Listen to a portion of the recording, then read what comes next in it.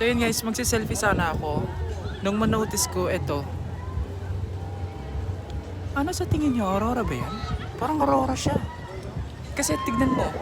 Like, wala naman like spotlight. Diba? Aurora talaga yan boy, gagi. Hindi mo nakita ang pinlat. Gagi, may aurora dito sa MOA. Aurora.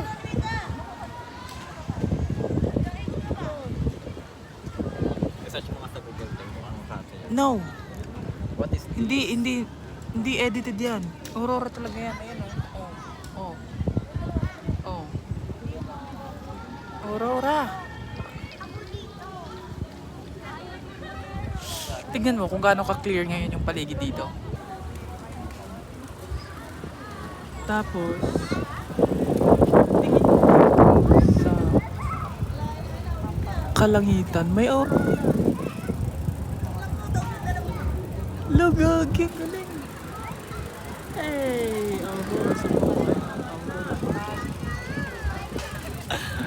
Di ba tawag? Ha? Aurora? I don't think so. Why? I think it's kind of cloud phenomenon with coloring. Nilagyan lang ng kulay. Hindi ko alam kung ano yan. I think that's really, It really looks like aurora borealis. Pero dapat red. gusto nyo ma-experience yung Punta lang aurora, kayo dito. seeing, pumunta kayo ngayon sa MOA habang may oras pa. Hindi ko alam kung hanggang kailan din siya. Pero, hindi, totoo yan. Hindi ko alam bakit pink yan. Tignan mo yung ibang ano yan, no? Diba? Wala naman. Oh, wala no? O wala. Hindi ko alam bakit pink yan. So, confirmed. Aurora talaga yan.